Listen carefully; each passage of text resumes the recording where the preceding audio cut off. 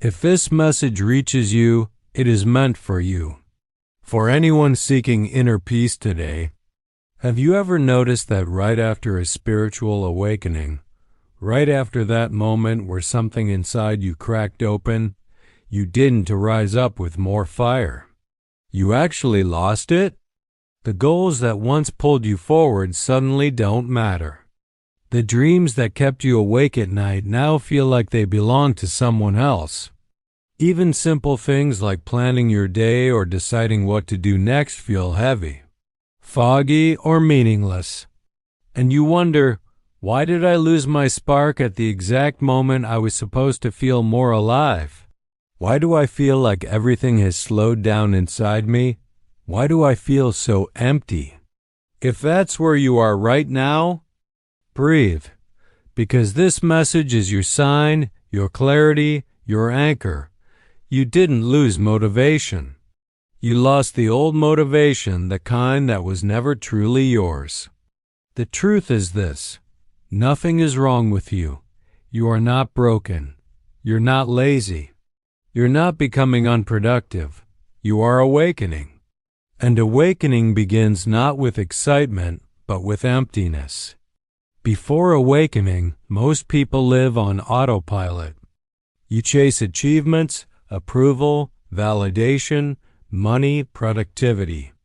Not because they bring deep joy, but because the world told you that's how you earn your worth. You wake up early, grind all day, push past exhaustion, constantly chasing something just out of reach. The unspoken belief is always, if I achieve more, maybe then I'll feel good enough. But awakening flips everything. Suddenly the things you chased look small, shallow, unfulfilling. You look at your life and whisper, why was I running so hard? For what? Let me share a real example. A man in Texas spent 15 years building a business, sleepless nights, missed birthdays, no vacations. He said he was doing it for his family, but deep down, he was doing it because he didn't want to feel like a failure. The day he sold the company for millions, everyone expected him to celebrate, but he sat alone in his kitchen staring at the wall. When he finally spoke, he said, why do I feel absolutely nothing? His entire drive had been powered by fear of being irrelevant, fear of not being enough. And when the fear dissolved, the engine died. This is what awakening does. It exposes the truth behind your old life. And when you see the truth, you cannot go back to the old energy that once pushed you. That fuel no longer works. So yes, after awakening, motivation disappears. Not because you're falling apart, but because the foundation you lived on has been pulled out from under you. So a new foundation can be built.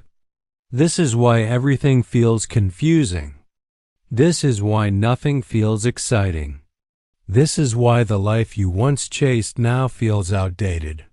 And the space you're standing in right now has a name: the void.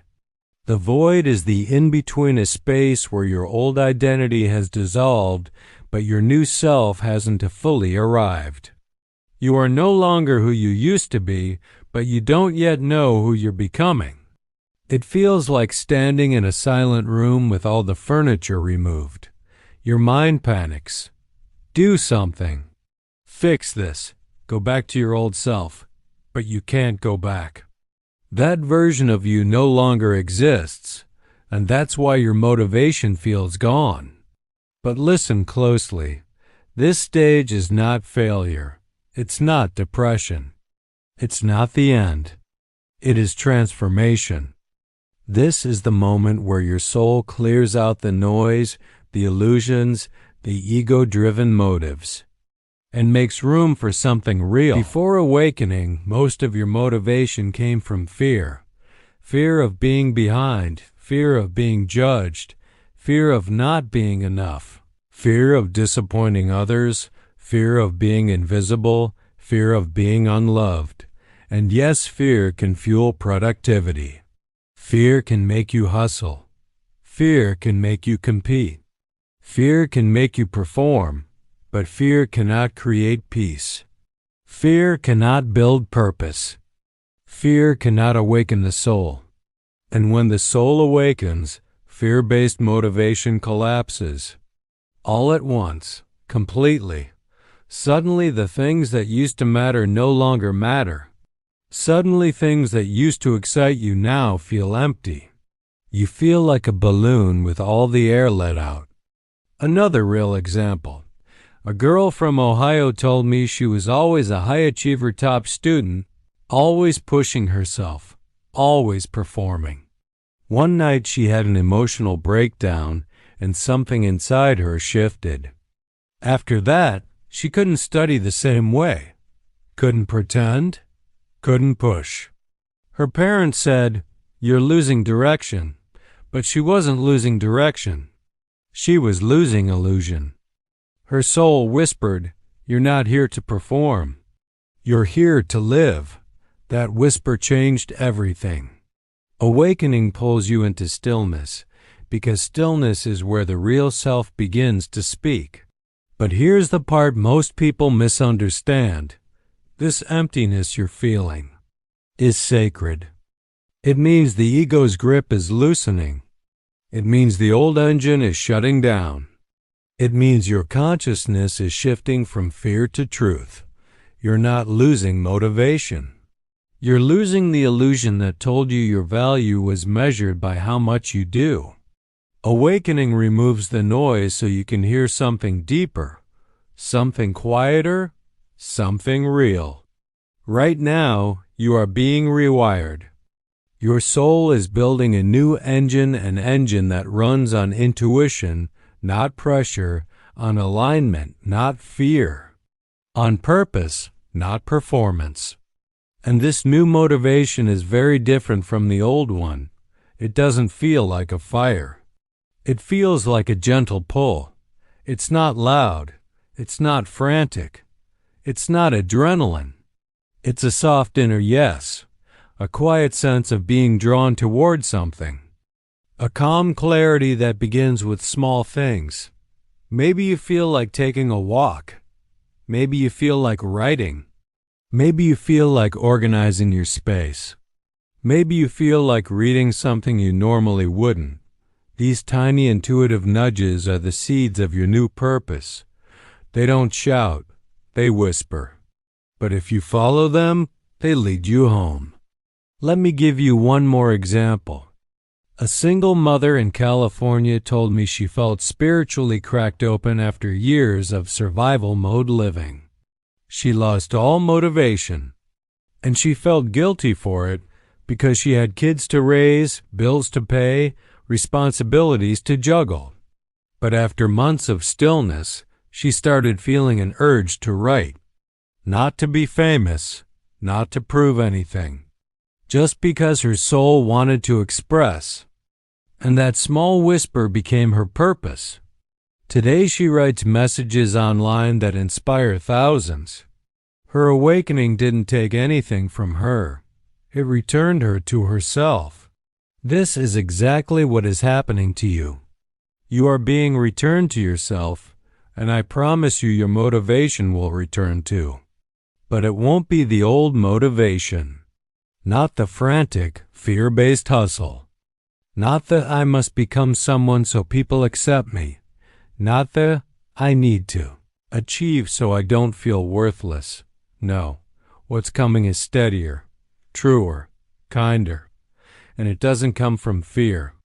It comes from love. So how do you move forward while in this transition?